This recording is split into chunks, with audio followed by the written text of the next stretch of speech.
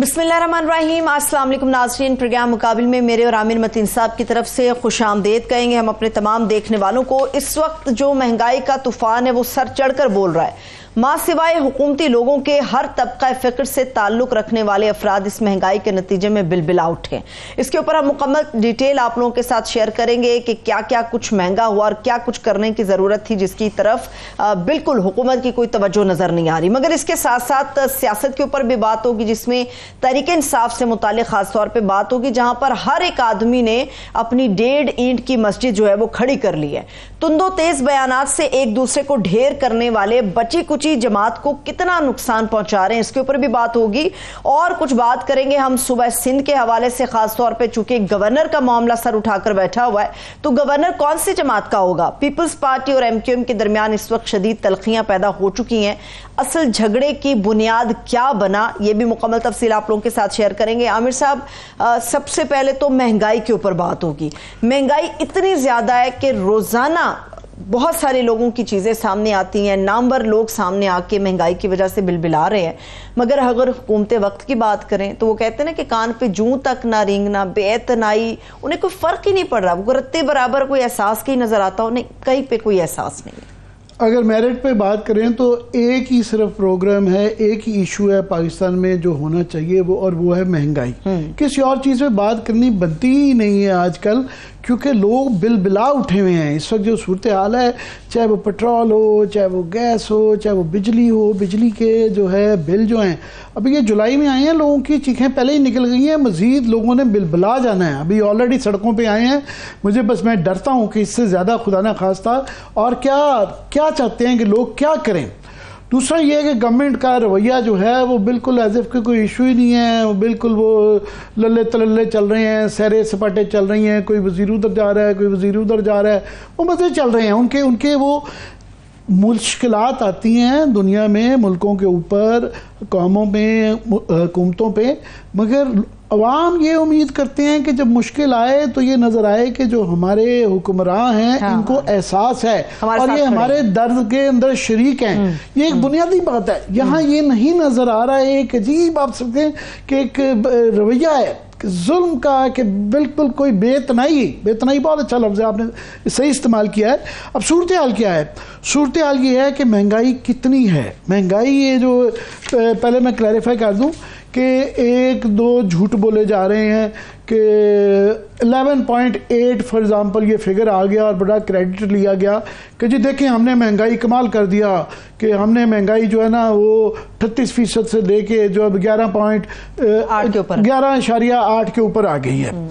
क्यों आई है और क्या ये सही है गलत है, ये मैं इस पे एक्सप्लेन करता हूँ। ये बिल्कुल गलत कह रहे हैं। पहले तो ये है गलत है, लार्जली इसलिए ये फिगर आया है कि ये पिछले साल के मुकाबले पे होता है कि बेस जब पिछले साल 28% तक की आपकी औसतन जो है महंगाई थी, उसके मुकाबले में 11.8 है। सो ये बेस जब बहुत ज़्यादा हाई होती है उस वजह से कम लग रहा है, इस वजह से नहीं कि महंगाई का ये। दूसरा, इसके अंदर एक गलत बयानी ये है कि पूरी कहानी नहीं बताई जा रही कि ये CPI है, CPI कंज्यूमर प्राइस इंडेक्स है, ये 11.8 है।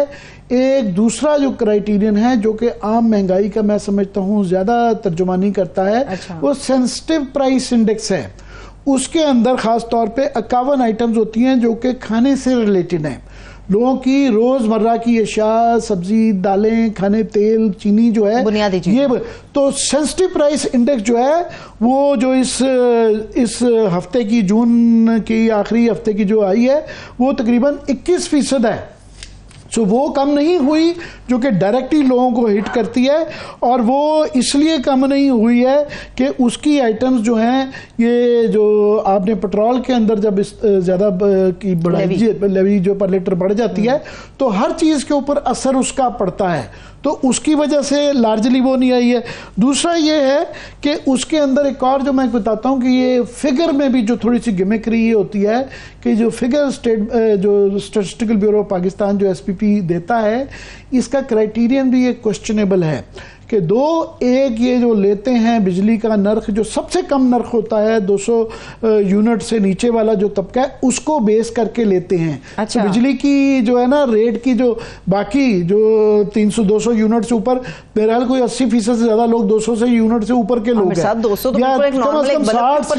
70% لوگ جو ہے نا اس ان کا نہیں لیا جاتا. دوسرا جو مہنگائی کے ریٹ لیے جاتے ہیں یوٹیلٹی سٹور کے لیے جاتے ہیں. اچھا, گورنمنٹ اپنی جگہوں کے لیتی ہے ریٹ اٹھا کے. اب یوٹیلٹی سٹور پہ بہت کم لوگ ہیں میرے خیال جو کہ وہاں سے خرید پاتے ہیں. ایک تو ساری چیزیں وہاں اویلیبل نہیں ہوتی, اس کی ایک لمیٹڈ اماؤنٹ ہے. دوسرا یہ ہے کہ وہ کرائیٹیرین غلط ہے, تو اس کی بیسس کے اوپر یہ مہنگائی کے فگر بنائے جاتے ہیں. مگر اس کو بھی فگر اگر مان لیا جائے کہ یہ مہنگائی کے یہ والے فگرز ہیں, تو جو سب سے زیادہ پستہ ہے یہ کلیم کیا جا رہا ہے کہ نہیں جی ہم نے نچلے طبقات کا بہت زیادہ انتظام کر لیا, ان کو نہیں ہو رہا. ہم یہ حساب لگا رہے تھے, ہماری ٹیم بیٹھی ہوئی تھی, کہ سب سے زیادہ جو اس وقت پس رہا ہے مارا جا رہا ہے وہ سب سے نچلا طبقہ ہے. فار ایگزامپل جس کی ماہانہ کی انکم جو 23,000 سے لے کے 29,000 تک جو مہینہ کما رہا ہے, اس کو 26% ٹیکس دینے پڑ رہے ہیں. 26% ٹیکس ہے, سب سے زیادہ ہے. اور اس کے بعد جو ہے جو دوسرا 29 سے 44,000 روپے جس کی ماہانہ آمدنی ہے, اس کو 23% ٹیکس دینا پڑ رہا ہے. سب سے زیادہ برڈن جو آ رہا ہے وہ ان کے اوپر آ رہا ہے. اور اشیاء کیا ہیں آپ دیکھیں نا, پیکجڈ ملک کے اوپر آ گیا ہے, اسٹیشنری کے اوپر آ گیا ہے. پھر درآمدی چیزوں پہ ایک تک تو سمجھ آتی ہے کہ جو پاکستان میں ہے تاکہ ان کو ڈسکریج کیا جائے, مگر پھر بھی گھڑیاں, دھوپ کے چشمے, جو ہے سائیکلیں, شہد, درآمد شدہ کھجور, کاسمیٹکس الحمدللہ خواتین کے لیے, ہمارے لیے صابن, ٹوتھ پیسٹ, ساری ہی تقریباً چیزیں آ جاتی ہیں, روزمرہ کی اشیاء. عامر صاحب, پہننے اوڑھنے کا جو معاملات ہیں وہ بھی بہت زیادہ ایکسپینسو ہو گئے ہیں اس بجٹ کے بعد. وہ تقریباً 55% جو ریٹ ہے ان کا وہ اوپر چلا گیا ہے, اس حد تک اوپر چلا گیا ہے. ریٹ بڑھ گیا ہے. ایک تو انڈائریکٹ ٹیکسز بڑھ گئے ہیں جو کہ تمام غربا جو نچلے طبقے ہیں ان کے اوپر اثرات کرتے ہیں. ان کے اوپر جی ایس ٹی اب لگ گیا ہے, ڈائریکٹلی ٹیکس لگ گیا ہے, اور وہ انکم ٹیکس بھی ان کا بڑھا دیا گیا ہے. مگر میں نے کہا جو رویہ یہ ہے کہ پرائم منسٹر صاحب نے اوورآل 24% اپنے خرچے بڑھا لیے ہیں. گورنمنٹ نے 40% ٹیکس لگا کے زیادہ, تو اپنے 24% خرچے بڑھا لیے ہیں. پرائم منسٹر ہاؤس کا خرچہ بڑھ گیا ہے. اس کے بعد اتنی بے شرمی ہے, میں سمجھتا ہوں کہ ایسے موقع پہ یہ الحمدللہ ہمارے ایم این اے حضرات اور جو پارلیمنٹیرینز ہیں انہوں نے اپنی جو ہے نا وہ الاؤنسز بڑھوا لیے ہیں. ٹریول الاؤنسز جو ہے 10 روپے پر کلومیٹر سے اب وہ 25 روپے پر کلومیٹر پہ چلے گئے ہیں. اپنے واؤچرز بڑھا لیے ہیں ٹریول کے, اور بھی رعایتیں لے لی ہیں. ایسے موقعوں پہ آپ یہ کہہ دینا پہ کہ ہم تنخواہ نہیں کیبنٹ لیتی, او بھائی باقی جو کیبنٹ جو ہے وہ جو سیکورٹی کے اوپر جو ڈالے ساتھ چل رہے ہوتے ہیں, بڑی بڑی گھر ہیں جو لاکھوں روپے کے یوٹیلیٹیز کے بل ہیں, وہ پروٹوکول جو لے رہے ہیں وہ ملینز آف روپیز میں ہے. تو خدا کے لیے 2 لاکھ روپے تنخواہ لے لیں, وہ جو باقی جو 20-30-40 لاکھ روپے پتہ نہیں کتنا جو خرچ ہوتا ہے وہ بند کر دیں. اور ساتھ بھی اس کے لاسٹلی میں یہ بتا دوں کہ چھوٹی خبر دیکھ کے یہ بڑی تکلیف ہوتی ہے کہ آج یہ علی رامے صاحب ہیں جرنلسٹ, ان کی میں خبر یہ دیکھ رہا تھا, انہوں نے کہا کہ GOR1 جو لاہور کے اندر پنجاب کے اندر آپ کو پتہ ہے بیوروکریسی کا سب سے بڑا گڑھ وہ ہے, ان کا جو مین کلب ہے, ابھی کلبز کے اندر عیاشی ہو رہی ہے. عام سبسڈیز کے اوپر اسلام آباد کلب چلے جائیں, وہ سرکاری پیسے کے اوپر بیوروکریٹس کے سبسڈائز چیزیں چل رہی ہیں. عیاشی جب آپ کہتے ہیں کہ بتایا کریں عوام کی ٹیکس پیئر منی پہ عیاشی, ٹیکس پیئر منی پہ اس برے حالات میں بھی انہوں نے یہ مناسب سمجھا کہ GOR1 کے اندر انہوں نے نئی ایلوکیشن جو کرنے جا رہے ہیں اس خبر کے مطابق, وہ جکوزی لگا رہے ہیں, سونا لگا رہے ہیں, لیڈیز جم لگ رہا ہے, یوگا ہال, کیفے روم, ٹینس کورٹ کو ایکسپینڈ کیا جا رہا ہے کہ یہ للے تللے کے لیے پیسے نکل آتے ہیں. غریب آدمی کو یہ رعایت نہیں دینے کے لیے تیار ہیں. پہلے جی بتایا جا رہا ہے اس میں 4 کروڑ تھا, اب انہوں نے بڑھا کے اس کی پروجیکشن جو کاسٹ کر دی ہے 1.11 بلین روپیز جو ہے نا وہ کر دیے. اور وہ ابھی بتایا جا رہا ہے کہ مزید جو ہیں اس کی جو بڑھا دیے 48 کروڑ روپے مزید اس کے بڑھا دیے گئے ہیں ان جاگنگ ٹریکس پہ, سوناز پہ اور جکوزیز کے اوپر. اب یہ جب رویہ ہوتا ہے, یہ تضاد ہوتا ہے, تو پھر انسان کیا کہے. مجھے لگتا ہے عامر صاحب وہ کہتے ہیں نا مال مفت دل بے رحم, یہ مثال, یہ کہاوت جو ہے نا, یہ بھی شاید وہ تکلیف بیان نہیں کر پا رہی جو اس وقت پوری پاکستانی عوام محسوس کر رہی ہے یہ خبریں سن کے. اچھا عامر صاحب, ایسی چیزوں کے اوپر گرلنگ کے لیے ہمیشہ اپوزیشن ہوتی ہے, اور اپوزیشن میں گنے چنے چند لوگ یا گنی چنی کچھ سیاسی جماعتیں ہوتی ہیں جو گرل کرنے کے لیے ہوتی ہیں, تنقید کرنے کے لیے. اب اس پورے سینیریو کے اندر ایک پی ٹی آئی تھی, اس کے بارے میں کہہ رہے تھے کہ یہ تگڑی اپوزیشن بنتی ہے, وہ تو آپس میں چونچے لڑا کے ان کا تو برا حال ہو گیا, لڑتے لڑتے ہو گئی گم, ایک کی چونچ ایک کی تم. آپ فواد چودھری کو ایک کریڈٹ تو دیں کہ بہرحال ٹی وی اینکر رہے ہوئے ہیں, انہوں نے اپنے آپ کو دوبارہ خبروں کا منبع بنا لیا ہے, مرکز بن گئے, مرکز دوبارہ بن گئے ہیں کہ درمیان میں وہ آلموسٹ ریلیونٹ ہو گئے, لوگوں کو بھول بھی گیا تھا. لوگوں کی بڑی چھوٹی یادداشت ہوتی کہ فواد چودھری نامی مین جو سٹار ہوتا تھا پی ٹی آئی کے زمانے میں, وہ مین سٹار تھے, اور درمیان میں وہ بالکل غائب ہوئے تھے. ایک دم سے وہ لگتا ہے ساری پی ٹی آئی کی سیاست اور پاکستان کی سیاست وہ فواد چودھری کے ارد گرد ہوگی. کل انہوں نے یہ کہا, آج شیر مروت صاحب ان کے اس میں لانچ ہو گئے ہیں. اب پتہ نہیں وہ ان کو یہ سوٹ کرتا ہے یا نہیں کرتا, مگر شیر مروت کے ساتھ بھی لڑنے کے لیے نا اتنا شیر کا جگرا چاہیے. تو وہ اب یہی ہم کل بھی کر رہے تھے, آج بھی یہ کر رہے. اب اس سے پہلے ہم مہنگائی کا ایشو ڈسکس کر رہے تھے, مگر دیکھیں نا ایک دم سبلائم سے آپ بالکل ایک لوڈیکرس کے اوپر آ جاتے ہیں کہ اب یہ بتا رہے ہیں کہ جناب وہ یہ ان کے وہ بچے یہ کہہ رہے ہیں, اور وہ یہ کہہ رہے ہیں ہتھنی, اور جو ایک ہی کیا فرما رہے ہیں, وہ تو کہہ رہے تھے وہ ہتھنی کتنا دوڑ رہے تھے, اور وہ کہہ رہے تھے کہ دیکھیں گے یہ تو اپنے بیٹے کو یہ کہہ رہے ہیں. یہ تو فاد, مگر پی ٹی آئی کا بھی آپ ذرا غور فرمائیں کہ اتنی بڑی ایک وہ لڑائی لڑ رہے ہیں. ان کے جو عمران خان ابھی بھی 1 سال کے تقریباً ہو گیا ہے وہ جیل میں ہیں, ان کے بے تاشا لیڈر ابھی بھی جیل میں ہیں, ابھی بھی ان کی ایکسیپٹنس نہیں ہو رہی ہے, مارکٹائی چل رہی ہے, ان کو مخصوص نشستیں نہیں مل رہی ہیں. باہر اتنی زیادہ لڑائی ہے کہ اس تمام محنت کے باوجود, اتنی اسٹرگل کے باوجود بھی ان کو رعایت نہیں مل رہی. ابھی بڑی ایک لمبی ان کی ایک چل رہی ہے. اور اب جب وہ کوئی اعلان کر رہے ہیں کہ ان کو یہ جو مہنگائی کا وہ ایشو ہے, تو ایک گراؤنڈ ان کی بن رہی ہے کہ ان کو اپنی اپوزیشن کا کردار ادا کرنا چاہیے, لوگوں کی ترجمانی بھی کرنی چاہیے, ووٹ بینک بھی اپنا پکا کرنا چاہیے. اور باہر کی لڑائی کیا کم ہے کہ آپ نے یہ غیر ضروری اوور ری ایکٹ کر کے وہ سارا چھوڑ کے پی ٹی آئی کے اندر ہی آپ دیکھیں, یہ تو ماننے والی بات ہے کہ 3-4 گروپ بن گئے ہیں. وہ یہ خانسٹ ہیں, یہ نان خانسٹ ہیں, یہ جو ہے پنجاب کے ہیں, تو یہ سرحد کے ہیں, یہ لائلسٹ ہیں, یہ نان لائلسٹ ہیں, یہ نئے ہیں, یہ پرانے ہیں.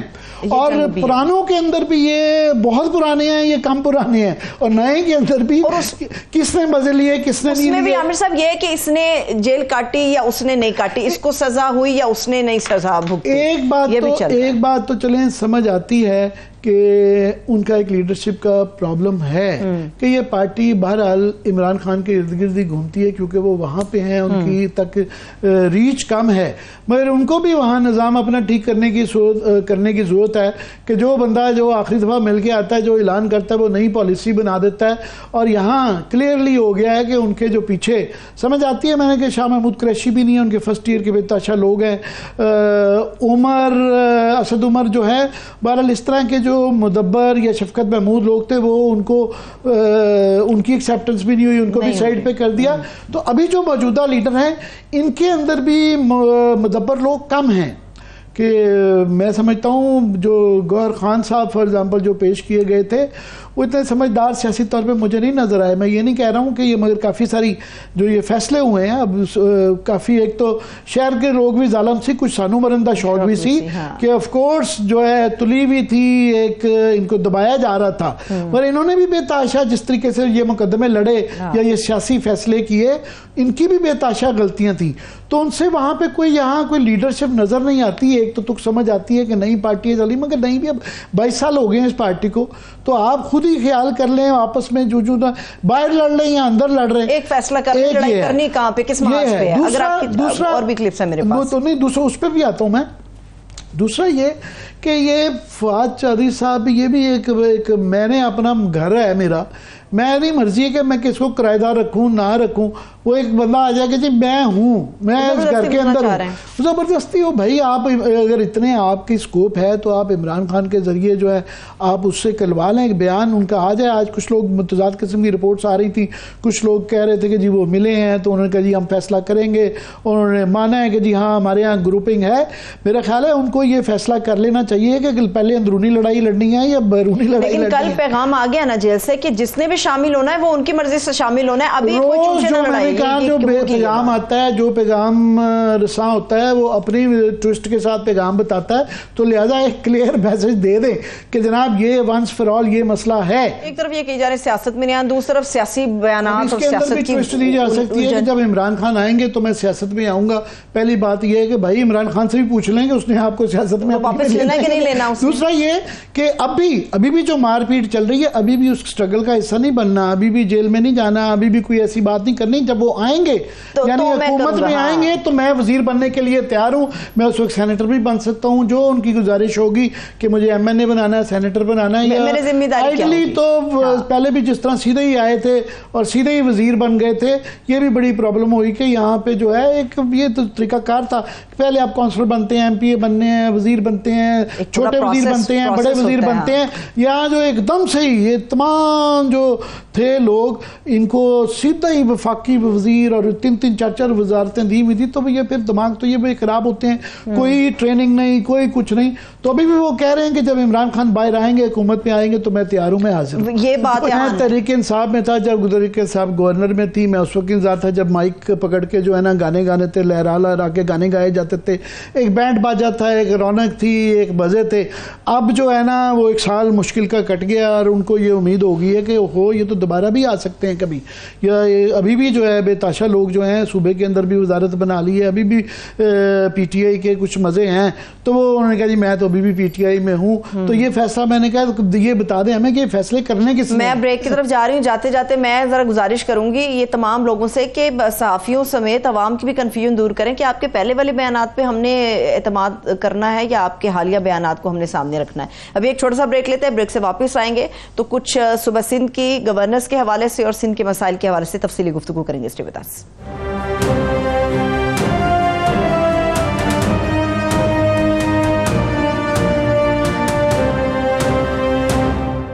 بریک کے بعد ایک بار پھر سے تمام دیکھنے والوں کو خوش آمدید کہیں گے. اب ہم خاص طور پہ بات کرنے جا رہے ہیں سندھ کی سیاست کے حوالے سے, جس میں سب سے اہم سوال یہ ہے کہ گورنر کون سی جماعت کا ہوگا. عامر صاحب, پیپلز پارٹی اور ایم کیو ایم کے درمیان تلخیاں بہت شدت اختیار کر گئی ہیں. یہ معاملہ اصل میں تھا کیا, شروع بات کہاں سے, اس پہ آپ کا تبصرہ بھی لیں گے, مگر اپنے مہمانوں کا تعارف بھی میں کروا دوں. اس سیگمنٹ میں پروگرام میں ہمیں جوائن کیا ہے پاکستان پیپلز پارٹی کے سینئر رہنما سینیٹر نثار کھوڑو صاحب نے. سر بہت شکریہ آپ کے قیمتی وقت کے لیے, اور ان کے ہمراہ سینئر صحافی ہیں فیض اللہ خان صاحب. بہت شکریہ فیض, تھینک یو سو مچ آپ کے وقت کے لیے. اوور ٹو یو عامر صاحب. جی یہ میں بالکل یہ تلخی میں بھی سمجھنا چاہوں گا, اور سینیٹر نثار کھوڑو صاحب کی اجازت سے فیض اللہ سے سمجھ لیں گے کہ یہ تلخی کیوں بڑھ گئی ہے. تو ویسے تو یہ جو ایشو ہے کوٹے کا, یہ 40-50 سال پرانا ایشو ہے, اور مور اور لیس سب کو اس کے اوپر اتنی زیادہ تلخی رہ نہیں گئی تھی. ایک دم سے سندھ ہائی کورٹ کا یہ فیصلہ آ گیا, 50,000 نوکریاں جو کہ ڈومیسائل بیٹ پہ ایک کوٹا ہے اربن اور دیہی علاقوں کا, 60% دیہی علاقوں کے لیے کوٹا ہے. بھٹو صاحب کے زمانے میں یہ فیصلے پالیسی بنائی گئی تھی, اور 40% اربن کا ہے. ایک دم فیصلہ آنے کے بعد دونوں پارٹیاں, سندھ کی جو میجر 2 پارٹیز ہیں پیپلز پارٹی اور ایم کیو ایم, ان کی ابتدا الیکشن کے بعد ایک مناسب ہو گئی تھی. دونوں وفاق کے اندر حکومتی بینچوں پہ بیٹھتے ہیں, اور صوبے کے اندر بھی دونوں طرف سے ایک اچھی آئیں. فیض ذرا سینٹر صاحب آپ کی اجازت سے میں سمجھائیں ہمیں کہ ایک دم اس پہ اتنی زیادہ تلخی کیوں آ گئی ہے. بہت شکریہ عامر صاحب. دیکھیے متحدہ قومی موومنٹ اور پیپلز پارٹی کے درمیان لو اینڈ ہیٹ کا ایک رشتہ ہے, جو سرد و گرم ان کے جو رویے ہیں وہ آمنے سامنے آتے رہتے ہیں. اکثر کئی معاملات پر دونوں ایک موقف اختیار کرتے ہیں, کئی معاملات کے اوپر ایک دوسرے سے اختلاف کرتے ہیں. حالیہ معاملہ جب اس میں شدت تو اس وقت آئی, پہلے تو جو گورنر سندھ ہیں ان کے حوالے سے پیپلز پارٹی کو خاصے تحفظات ہیں, اور وہ پہلے بھی کہتے تھے کہ گورنر جو ہے کوئی اور ہونا چاہیے. اور پھر متحدہ قومی موومنٹ کے سربراہ خالد مقبول صدیقی صاحب نے جو بیان دیا ذوالفقار علی بھٹو مرحوم کے حوالے سے، انہیں نسل پرست کہا، کوٹا سسٹم نافذ کرنے والا کہا سندھ پہ، اور کہا کہ انہوں نے پنجاب میں یہ نہیں کیا، سندھ میں کیا، تو اس کے بعد یہ تلخی بہت زیادہ بڑھ گئی۔ اور اس کے ساتھ ساتھ جو ملازمین کے حوالے سے ایک پٹیشن تھی، اس کے اوپر ایک فیصلہ آیا، اسٹے آرڈر آیا، وہ جو ملازمتیں تھیں ان کے حوالے سے سندھ ہائی کورٹ نے فیصلہ دیا، تو اس کے بعد یہ معاملات اور بڑھتے چلے گئے۔ پیپلز پارٹی نے اس پہ ری ایکٹ کیا، جو پیپلز پارٹی کے وزراء ہیں انہوں نے کہا کہ سب سے پہلے تو جو ذوالفقار علی بھٹو مرحوم کے حوالے سے بیانات دیے، پیپلز پارٹی کے کیونکہ ہمارے ساتھ سینیٹر صاحب موجود ہیں تو ان سے پوچھ لیتے ہیں۔ سینیٹر صاحب، یہ ری ایکشن ہے یا اوور ری ایکشن ہے؟ بہت غصے میں آپ لوگوں کی آئیے، کیوں غصہ کیوں نہیں ہونا چاہیے؟ بالکل ہونا چاہیے۔ میں اس کا بیک گراؤنڈ سمجھنا چاہتا ہوں۔ دیکھیں، بھٹو صاحب نے چلو سندھ میں ہی صحیح، سندھ پسماندہ علاقہ تھا اور شاید اب بھی ہے، اس وقت اس نے کہا کہ جی دیہات میں تعلیم کا رجحان کم ہے، اسٹینڈرڈ بیکار ہے، اس لیے ہم کوٹا سسٹم ڈالتے ہیں کہ جہاں فکس کیا جائے کہ اربن کو 40% ملے اور رورل ایریا کو 60%۔ اس نے صرف 10 سال کے لیے کیا تھا، 10 سال کے بعد یہ کوٹا سسٹم ختم ہو جانا چاہیے تھا۔ لیکن میں پوچھتا ہوں ایم کیو ایم پاکستان سے، جو ایم کیو ایم لنڈن کا حصہ تھی یا ہے، تم ضیاء الحق کے ساتھ رہے 10 سال، کوٹا سسٹم پہ کیوں نہیں بات کی؟ اس نے بھی تو جاری رکھا۔ تم نے نواز شریف کا ساتھ دیا، کوٹا سسٹم کا ایشو کیوں نہیں اٹھایا؟ تم نے مشرف کا ساتھ دیا، اس وقت کوٹا سسٹم کیوں نہیں اٹھایا؟ تمہارے لیڈر جو اسمبلی میں تھے انہوں نے کوٹا سسٹم کی حمایت میں ووٹ کیوں دیا؟ ابھی بیٹھے بٹھائے آپ کو کوٹا سسٹم آتا ہے یاد؟ روزگار پہ بندش آپ نے ڈلوائی کورٹ میں جا کر، برا تھا بھلا تھا تو سندھ کے لوگ نا، اس میں کچھ اردو اسپیکنگ ہوں گے، کچھ سندھی اسپیکنگ ہوں گے، کوئی پنجابی بولو، جو کچھ بھی ہوگا، ان کو نوکریاں مل رہی تھی، وہ آپ کو وہاں ایک آنکھ نہ بھائی، کورٹ میں چلے گئے، اسٹے لے لیا، 6-8 مہینے گزر گئے۔ ابھی کورٹ نے کیا کہا؟ ہم نے خود کہا تھا جی ہمیں بندش ختم کرو، ہم باقاعدہ پھر سے ایڈورٹائزمنٹ کر دیتے ہیں اور پھر سے اپنا رولز تیار کر کے ان کو نوکریوں میں کیوں نہ دیں؟ ان امپلائمنٹ ہے ہمارے ہاں اور ہم کیوں نہ دیں؟ تو بھٹو صاحب کی نسل پرستی کا ذکر کیوں کرتے ہو؟ انہوں نے کہا کہ جی دیہی لوگ آ کے شہروں پہ قبضہ کرتے ہیں، پیمفلٹ لگا دیے، پینفلیکس لگا دیے، نفاق پیدا تو تم نے کیا، 85 میں آپ آئے، نفاق پیدا تو آپ نے کیا۔ بھٹو صاحب کا ذکر کرنے کی ضرورت کیا تھی؟ بھٹو صاحب نے تو سب کے لیے کہا تھا۔ تو میں کہہ رہا ہوں کہ بھائی سندھ ہائی کورٹ نے اگر یہ کہا بھی ہے کہ کوٹا سسٹم کے تحت کام کیا جائے تو ہمیں اعتراض کیا ہے؟ اور تمہیں اعتراض کیوں ہونا چاہیے؟ ان کو کیوں اعتراض ہونا چاہیے؟ ابھی 60 اور 40 تو ہے نا، تم نے ویسے ہی قبول کیا ہوا ہے، تو پھر یہ سیکھ پا ہونے کی کیا ضرورت تھی؟ بھٹو صاحب کی نسل پرستی کو تم کیوں کہہ رہے ہو بابا؟ نسل پرستی تو آپ نے شروع کی، آپ نے مہاجر قومی تحریک شروع کی۔ مہاجر کا کیا مطلب ہے یار؟ یہاں پاکستان میں رہتے ہو ابھی بھی مہاجر کہلاتے ہو اپنے آپ کو؟ نسل پرستی تو شروع آپ نے کی۔ اس کے بعد ہم پر الزام جب لگتا ہے تو ہم غصے میں کیوں نہ آئیں؟ ہم کیوں غصے میں نہ آئیں اور جواب کیوں نہ دیں؟ میں سینیٹر صاحب آپ کی اجازت سے، کیونکہ ایم کیو ایم کے ہم نے رہنماؤں کو بلانے کی کوشش کی تھی مگر ہمیں وہ اویلیبل نہیں ہوئے، مگر میں یہ ذرا پڑھتا ہوں ناظرین کے لیے کہ ان کی طرف سے جو بیانات آئے بہت زیادہ سخت تھے۔ خالد مقبول صدیقی صاحب نے یہ کہا کہ بھٹو کی نسل پرست حکومت اور نسل پرست حکومت نے کوٹا سسٹم لگا کر تقسیم کی بنیاد ڈالی۔ اس کے بعد انہوں نے کہا کہ 50,000 سے زائد نوکریاں شہری سندھ کے نوجوانوں کے حقوق سلب کر کے جالوں کو دی گئیں. لوگوں نے سرکاری نوکریوں کے لیے درخواست دینی چھوڑ دی تھی. 50 برس میں جعلی ڈومیسائل بنا کر 80% نوکریاں ہڑپ کر لیں. اسی طرح ہی فاروق ستار صاحب نے کہ MQM میرٹ کے قتل کے راہ میں حائل ہو گئی ہے اور ہم ایسا نہیں ہونے دیں گے. تو یہ بیانات MQM سے مجھے جو سمجھ آ رہی ہے، آپ یہ کہہ رہے ہیں کہ شروع انہوں نے کیا، یہ تنقیدی آپ نے اس کا جواب دے رہے ہیں آپ. جی ہاں، دیکھیں ابھی اجلاس چل رہا تھا، بجٹ اجلاس. پورے بجٹ اجلاس میں MQM نے وہاں پارٹیسپیٹ کیا، اپنی تقاریر کی، اپنے اعتراضات کیے. لیڈر آف دا اپوزیشن کے 3 گھنٹے اس نے تقریر کی، بڑا ہارڈ ورک کیا ہوا تھا، تنقید کی حکومت پر. سب کچھ ٹھیک جا رہا تھا. یہاں ایسے کوئی PTI والا ماحول نہیں تھا.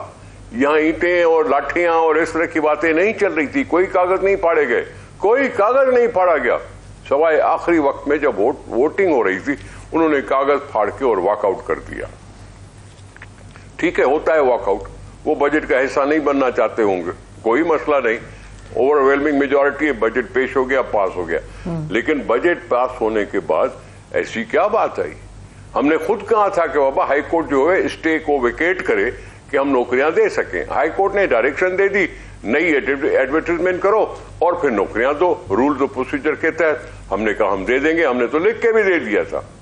تو وہ سوال تو ان سے پوچھا جائے نا. بھٹو صاحب کی نسل پرستی پر جو حملہ کر رہا ہے تو پہلے تو ان کو یہ جواب دینا چاہیے کہ تم نے مہاجر قومی موومنٹ کیوں بنائی تھی؟ ہم نے تو کراچی کو حکیم سعید بھی دیا، جمیل الدین علی بھی دیا، کمال اسپر بھی دیا، اور پتہ نہیں کتنے سارے ہم نے یہاں چنوانے کی کوشش کی.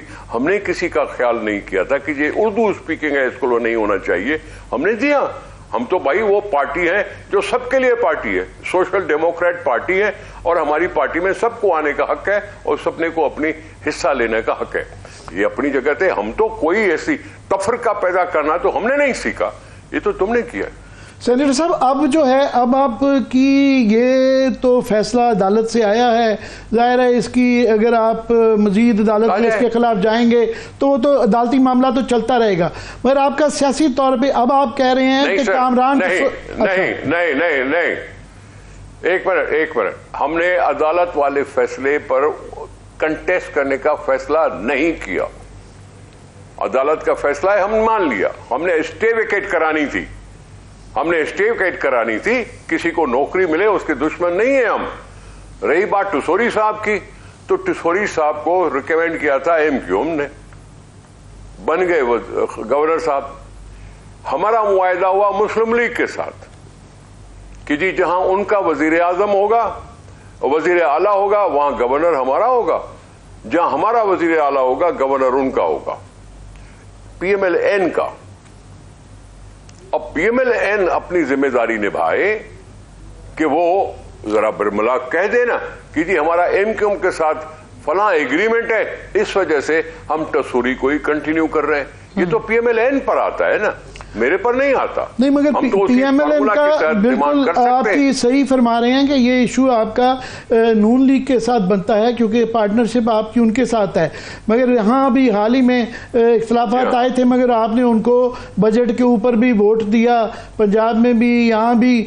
تو یہاں اب مزید اگر وہ نہیں آپ کی بات مانتے تو آپ کا کیا رد عمل ہوگا؟ بھائی بات سنیں، ہم نے کوئی بجٹ میں نہیں روکا. ہم نے اپنے تحفظات کا اعلانیہ بات کہی کہ ہمیں تحفظات ہیں. ہم سے مشورہ نہیں کیا گیا. ہم پارٹنر ہیں اس اسمبلی میں اور ہم سے مشورہ کرنا چاہیے. سندھ کی بہت بڑے مسائل ہیں، اس لیے ہمیں مشورہ کرنا چاہیے تھا ہم سے. یہ ہم نے تحفظات کا برملا اظہار کیا. اس کے بعد چیئرمین بلاول بھٹو صاحب کی وزیر اعظم کے ساتھ ملاقات ہوئی. ہم نے کچھ تھریش آؤٹ کرنے کی کوشش کی ہوگی. ہم پھر بجٹ میں حصہ لیے. ہم نے بجٹ میں ووٹ بھی دیا، ہم نے تقاریر بھی کی. ہم نے بجٹ کو پسند ناپسند کرنے والی الگ ایشو ہے کہ جی ہم نے ہو سکتا ہے بجٹ کو پسند نہ کیا ہو، لیکن ہم بجٹ میں حکومت کو کوئی فیل کرنے کا قدم تو نہیں اٹھائے. تو ہم نے تو اپنے طور پہ اپنا نبھایا. اب یہ PMLN کو نبھانا چاہیے. جی مجھے ذرا میں چاہوں گا فیض اللہ سے سمجھنے کے لیے کہ MQM جو ہے یہ جو اتنا ایکسٹریم قسم کا، کیونکہ مور اور لیس اب یہ پاکستان کی سیاست میں اتنا ٹھہراؤ آ گیا ہے کہ پرانی باتیں 50 سال پرانی، 40 سال پرانی جو ایک پہلے طریقہ کار 90s میں تھا وہ مور اور لیس کم ہو گیا ہے. ایک دم سے یہ پرانی روش پہ جو گئے ہیں، کیا انسیکیور محسوس کر رہے ہیں؟ کیونکہ میں عرض کر رہا ہوں، جی مجھے عرض کرنے دیں. دیکھیں یہ عمران خان کے ساتھ بھی بیٹھے تھے، ایک جملہ کوٹا سسٹم پر نہیں آیا. عمران خان نے بھی کوٹا سسٹم کو ختم نہیں کیا اور انہوں نے بھی ان سے ڈیمانڈ نہیں کیا. میں تو یہ بات کر رہا ہوں کہ کل کی بات ہے کہ آپ نے اس پہ چپ سادھ لی، کوٹا جاری رہنے دیا. کوٹا تو ایک لحاظ سے کسی قسم کا گارنٹی بھی ہے کہ 40 فلاں کو 60 فلاں کو. اس سے پہلے مشرف کے ساتھ بیٹھے تھے آپ، نواز شریف صاحب کے ساتھ بیٹھے ہوئے تھے. آپ کے جو ایک لیڈر ہیں انہوں نے تو باقاعدہ ووٹ دیا اس کوٹا پر.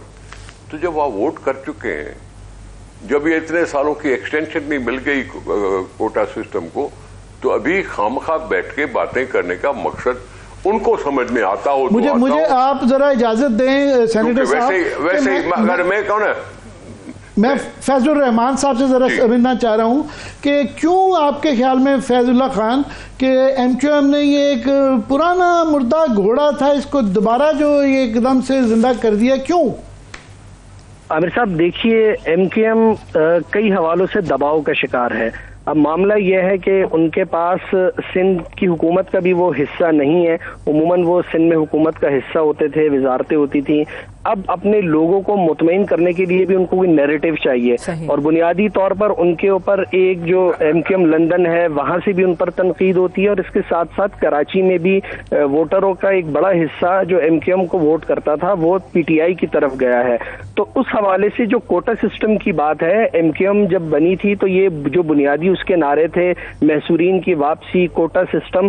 لیکن جس طرح کھوڑو صاحب کہہ رہے ہیں بالکل ایسا ہی ہے. گزشتہ کئی سالوں میں MQM نے کوٹا سسٹم کا نام ہی نہیں لیا، اور کئی حکومتوں کا حصہ رہنے کے باوجود بھی، یہاں تک کہ ان کے یہ کوئی بنیادی مطالبات میں بھی نہیں رہا، بلکہ پیپلز پارٹی بھی یہ کہتی ہے کہ ان کے ساتھ جو ہماری ملاقاتیں ہوتی رہی ہیں اس میں بھی کوٹا سسٹم کہیں نہیں تھا. لیکن چونکہ کراچی کے بہرحال مسائل اپنی جگہ موجود ہیں، گورننس کے مسائل ہیں، نوکریوں کے مسائل ہیں، تو اب وہ حکومت کا حصہ ہونے کے باوجود یہاں پر اس طرح ریئیکٹ کر رہی ہے جیسے کہ وہ اپوزیشن میں ہے. کیونکہ لوگوں تک ان کو ایک یہ پیغام دینا ہے کہ اس وقت شہری سندھ کی نمائندگی وہ کرتے ہیں، وہ ان لوگوں کی بات کر سکتے ہیں. تو کوٹا سسٹم بہرحال ایک ایشو موجود ہے، اس کے اوپر بات تو ہوتی ہے، لیکن طویل عرصے کی خاموشی کے بعد اب MQM اس حوالے سے دوبارہ بات کرنے لگی ہے. یہاں تک کہ جو لوگ مشرقی پاکستان اس وقت تھا وہاں رہ گئے تھے، ان کو لانے کے حوالے سے بھی MQM اب بات کرنے لگی ہے. تو یہ وہ بنیادی نعرے تھے جو MQM بننے کے وقت تھے، اور اس کے بعد بتدریج یہ پس منظر میں چلے گئے تھے، اور اب ان کو دوبارہ لا کر یعنی خاص طور پر جو اردو بولنے والے لوگ ہیں، کیونکہ MQM کا ووٹر سپورٹر یا جڑیں جو ہے وہ اردو بولنے والوں میں ہیں، ان کو یہ بتانے کی کوشش کی جا رہی ہے کہ ان کے حقوق کا تحفظ صرف MQM کر سکتی ہے. اور اسی حوالے سے پھر یہ کوٹا سسٹم کی بھی بات ہو رہی ہے اور دیگر پرانے نعروں کی بھی بات کی جا رہی ہے. اصل میں اس نیریٹو کو بلڈ کرنا MQM کے لیے اس وقت ضروری ہے تاکہ وہ اس ہمدردی کو بھی لے سکے، اور وہ لوگ جو MQM سے دور چلے گئے تھے، ان کا ووٹر جو چلا گیا تھا، اس کو اس پرانے نعرے کی بنیاد پر اپنے ساتھ لانا ہے. اور دوسرا، چونکہ اب وہ حکومت کا یہاں پر سندھ میں حصہ نہیں بھی ہے، گورنر کے معاملے پر بڑے شدید اختلافات ہیں. پیپلز پارٹی تو کہہ چکی ہے کہ گورنر کامران ٹیسوری انہیں نہیں چاہیے، اور اب وہ جو ہے یہ بھی ایک معاملہ موجود ہے. تو یہ اب آپ اس بارگیننگ میں ان کے ہاتھ میں کیا آتا ہے، کس طرح کی چیز ہوتی ہے، تو MQM اس کو ڈیل کرنا چاہتی ہے کہ کسی طرح سے زیادہ اس معاملے میں وہ چیزیں کچھ حاصل کر سکے. تو یہ جو پٹیشن تھی نوکریوں کے حوالے سے، یہ بھی اسی کا شاخسانہ ہے، اور اس طرح کی کئی چیزیں ہیں. تو یہ بنیادی طور پر MQM کا مقصد اپنے نیریٹو کو سامنے لانا اور اردو اسپیکنگ یا مہاجروں کو یہ بتانا ہے کہ ان کے حقوق کی علمبردار صرف اور صرف MQM ہے. یہ سینیٹر صاحب، یہ جو فیض اللہ خان نے ابھی کہا کہ میرا سوال سن لیں، میرا سوال سن لیں کہ یہ بیانیاں ڈھونڈ رہی ہے MQM. تھوڑا سا پیپلز پارٹی کے متعلق بھی کہا جا سکتا ہے کہ آپ لوگ بھی پریشر میں ہیں کیونکہ یہاں مہنگائی کے اور جو تنقید ہو رہی ہے یہاں حکومت پہ, وفاقی حکومت پہ, تو ظاہر ہے آپ بھی حکومتی بینچوں پہ بیٹھے ہوئے ہیں, تو آپ کو بھی اپنے سندھی ووٹر کی تسلی تشفی کرنا ہے, اور یہ ایک ایشو ہے جس کے اوپر آپ جب ساتھ کھڑے ہوتے ہیں تو ون بیک کرتے ہیں. کوئی آپ کے یہاں بھی انسیکیورٹی کا معاملہ ہے؟ دیکھیں بات سنیں نا, بات سنیں. ایک کوٹا سسٹم اگر اسٹیبلشڈ ہے, 60% رورل ایریا کو ہے اور 40% اربن کو. اربن میں بھی کراچی, حیدرآباد, سکھر بھی اربن ایریا کہلاتا ہے, ٹھیک ہے. اب تو کارپوریشنز بن گئی ہیں, میرپور خاص بھی, لاڑکانہ بھی, نواب شاہ, بے نظیر آباد بھی. حیدرآباد تو پہلے سے تھا, سکھر بھی. یہ اربن ایریا کی ڈیفینیشن کیا ہے؟ اربن ایریا کا ڈیفینیشن کیا ہے؟ میں کیوں کارپوریشنز کو اربن ایریا نہ کہوں؟ پھر میرے میرپور خاص کے لوگوں کو کیوں نہیں نوکری ملے؟ یا اس کے مخالفت ہم تھوڑی ہیں. کوٹا سسٹم پہ ہم مخالف تھوڑی ہیں کہ ہم اپنے ووٹروں کو راضی کرنے کے لیے کوئی بیٹھے. اٹیک تو وہ کر رہے ہیں, اٹیک تو وہ کریں کیونکہ ان کے کافی سارے لوگ اس الیکشن میں ان کے پول ظاہر ہو گئے, ایکچولی ووٹ کتنے پڑے, ظاہر کتنے ہوئے, اس چیز کو بھی ذرا دبانا تھا.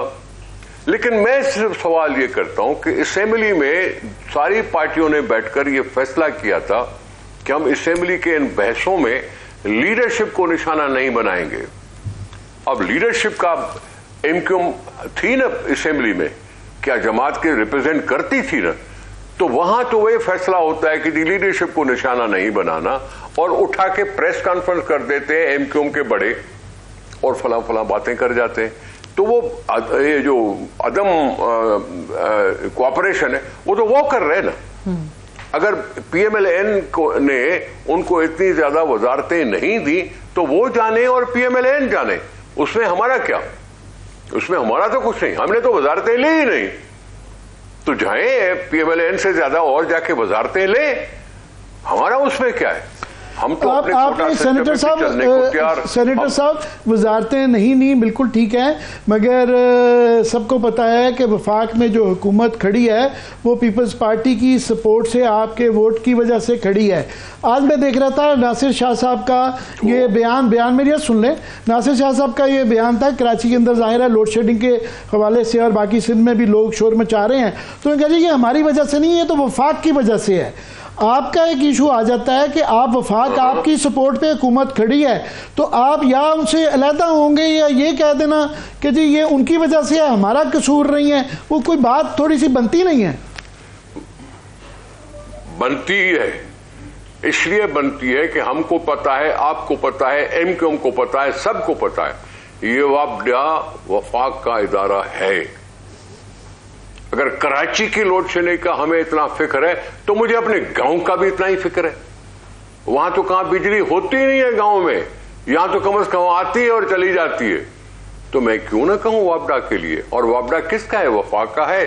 اور یہ ہم وابڈا کا نام لے کے, وفاق کا نام کر لے کے کہہ کیا رہے ہیں؟ ہم تو پریشر بڑھا رہے ہیں نا کہ وفاق اس چیز کو حل کرے, وفاق اس کا نوٹس لے کہ ہمیں اگر لوڈ شیڈنگ ہوتی ہے تو وفاق کوئی تدارک کرے.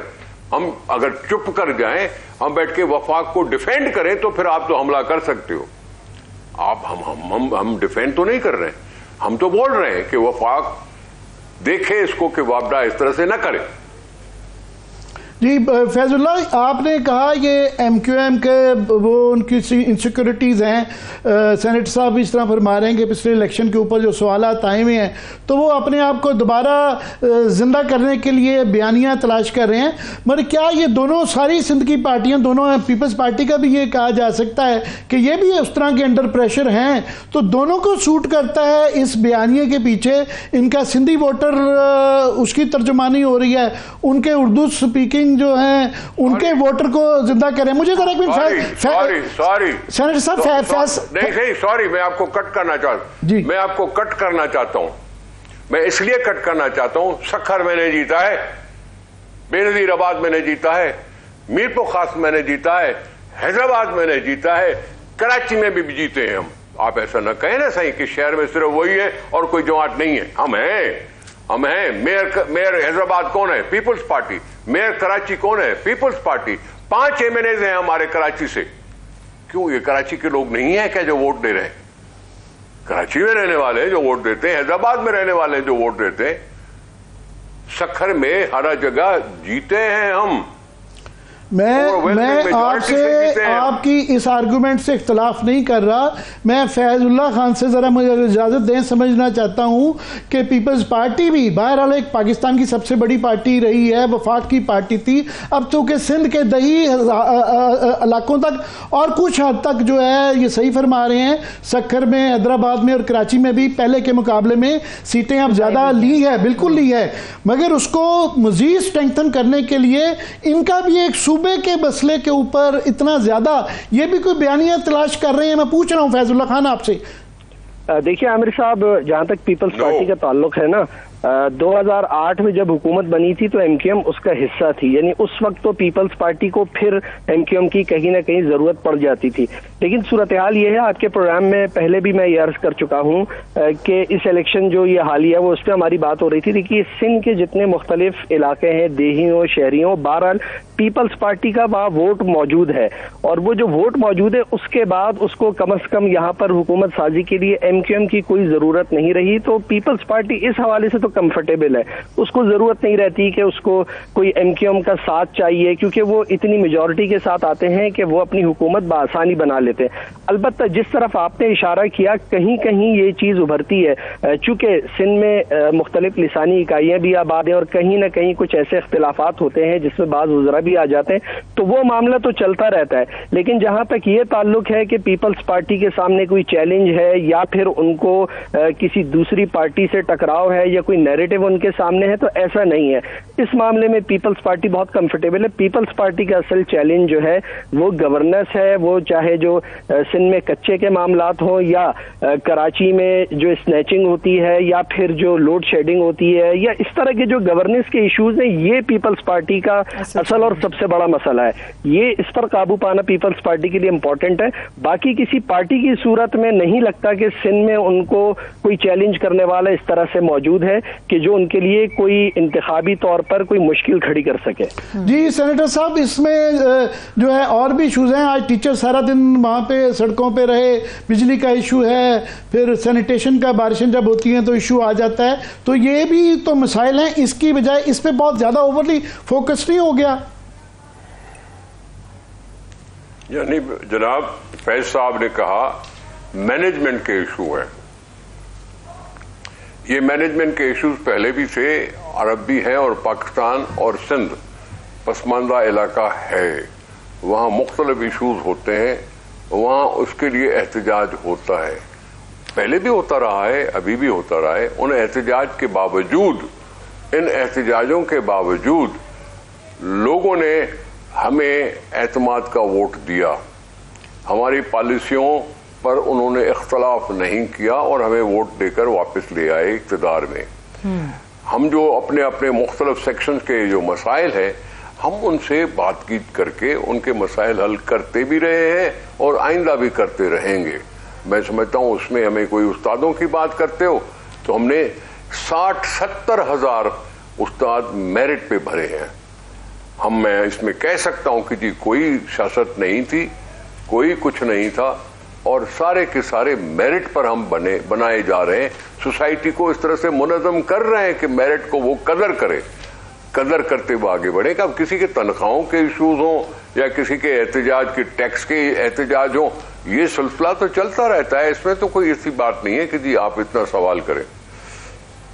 نہیں, اس میں بالکل وہ آپ کہہ رہے ہیں کہ آپ نے یہ کام کیے ہیں اور آف کورس جو ہے بے تحاشا اچھے کام بھی ہوئے ہیں. اور بہرحال سندھ کے اندر پچھلے 55 سال میں 30-35 سال پیپلز پارٹی کی حکومت بھی رہی.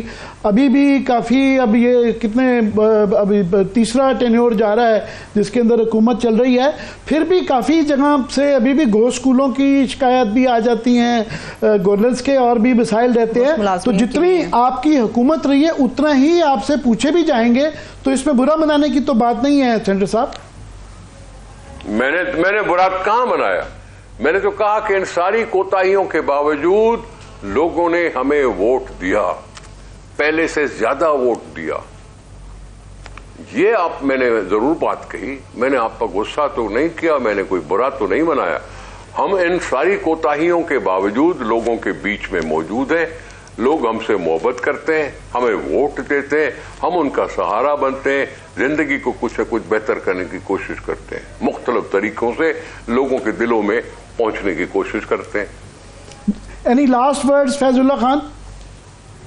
बस आमिर साहब, असल वही चीज़ है जो मैंने आपसे कहा कि गवर्नेंस के बहरहाल मसाइल मौजूद हैं। तवील अरसे से पीपल्स पार्टी भी है और बहुत सारे मसाइल जो कि हेल्थ के इश्यूज हैं, एजुकेशन के इश्यूज हैं। आपके ख्याल में इसके पीपल्स पार्टी के इस रिएक्शन के बाद, क्योंकि घूम फिर के मामला अब इस डिमांड पे आ गया कि कामरान सोरी साहब को हटाना चाहिए, तो क्या नून लीग जो है ये पीपल्स पार्टी की इस डिमांड को मान जाएगी? आपका क्या ख्याल है, वो हट रहे हैं नहीं हट रहे?